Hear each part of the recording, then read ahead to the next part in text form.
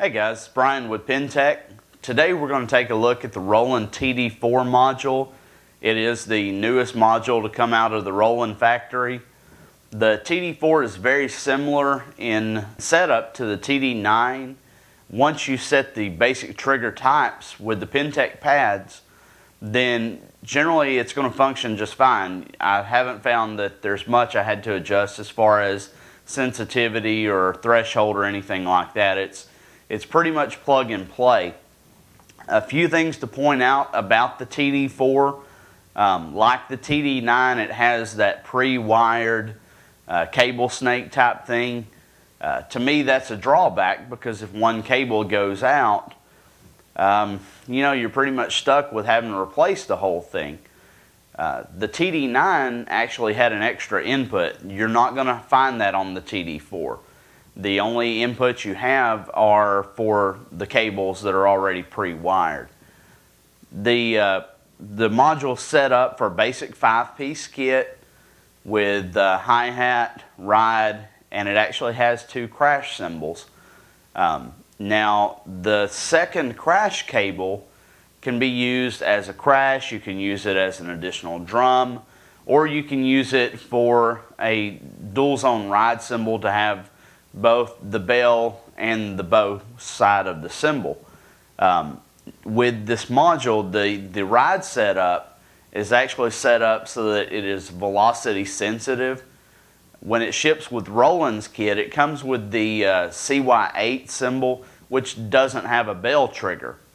So what you're going to find with the Pintech kit, if you're using like the E-Jam and it has the bell and the bow, then you're going to find that the bell's not going to function like you would with, say, a TD6 or TD8. You're going to get a little bit, but you're going to find when you strike the cymbal itself, the harder you strike that cymbal, then it starts producing the bell sound on its own. So technically you can use a single zone cymbal for your ride cymbal and still get both functions of the bell and the bow of the cymbal. So let's go ahead and take a look at those settings and get you guys going with your module setup. To get to that area, we're going to press the menu button. And I'm going to go to select down to number 8, which is pad settings, and I'm going to hit OK. And then it's going to tell me my trigger type. I'm using a 12-inch snare drum, so you'll see that it's set up for the PD125. I do get both the head and the rim with that setting. If you're using the 10-inch, which comes standard on the E-Jam or the E-Gig, you're going to want to use trigger type PD105. Now, like I said in the video, once I selected the trigger types, I found that I did not have to adjust sensitivity or threshold or anything. But if you're having problems with the drum is too hot, you're going to go to select down. The next setting is sensitivity, and that's where you'll make your adjustments there. Often people find that Pintech's heads are a lot more hot than the Roland heads, so you may have to turn down the sensitivity. Okay, we just arrowed down to the advanced settings. I'm going to hit OK. That's where you're going to find your threshold setting. This is also where you're going to find your crosstalk cancel. Often that's used with your toms because they tend to trigger each other through vibration, through your drum rack, etc. Okay, so I'm going to hit menu. It's going to take us back. I'm going to press menu once again. I'm going to go down to number 8 to the pad settings and hit OK.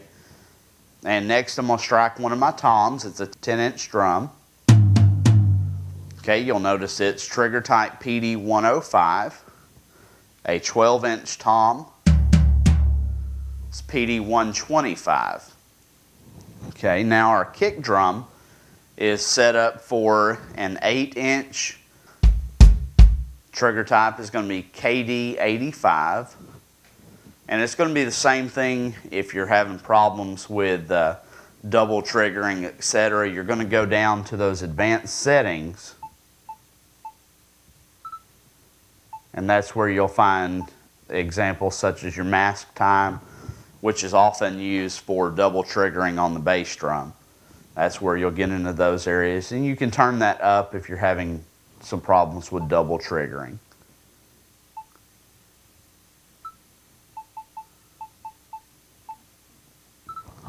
Okay, for my hi-hats, I'm using trigger type VH11.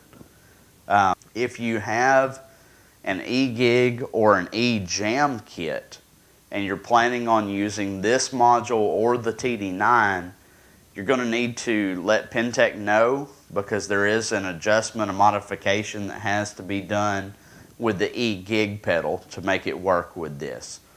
You can contact Pintech through email, through their website, pintechworld.com, or you can always give them a call.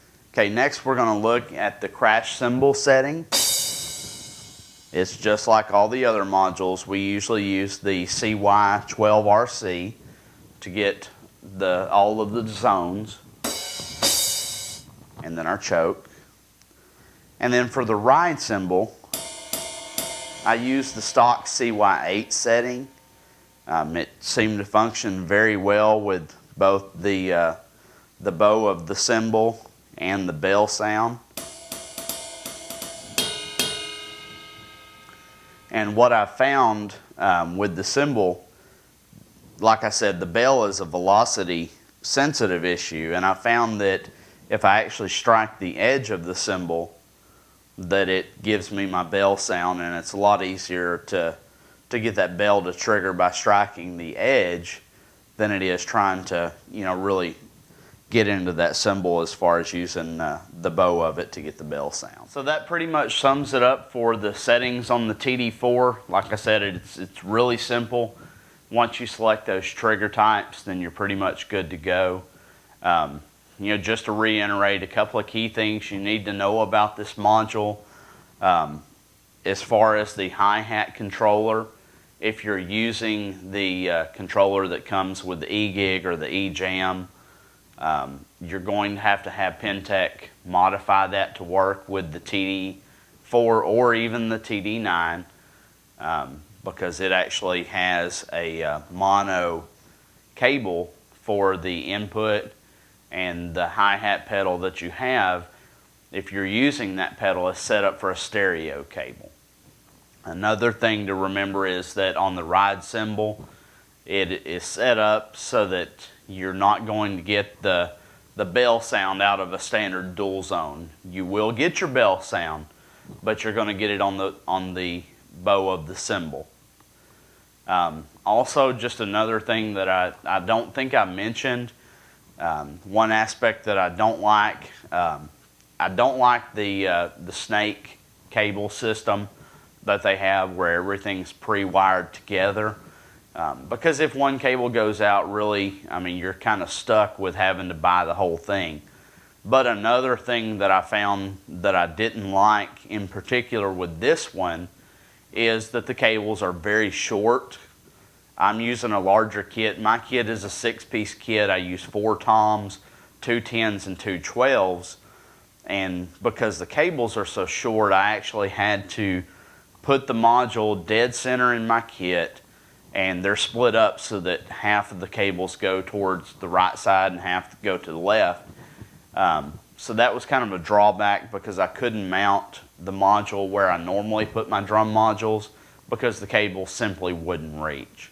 So that is something to keep in mind. If you've got a larger kit, you're going to have difficulty getting these cables to reach all the way around both sides. If you guys have any questions, something that's not been covered by this video, please join us online on the Pintech forum. You can get to it through Pintech's website, pintechworld.com.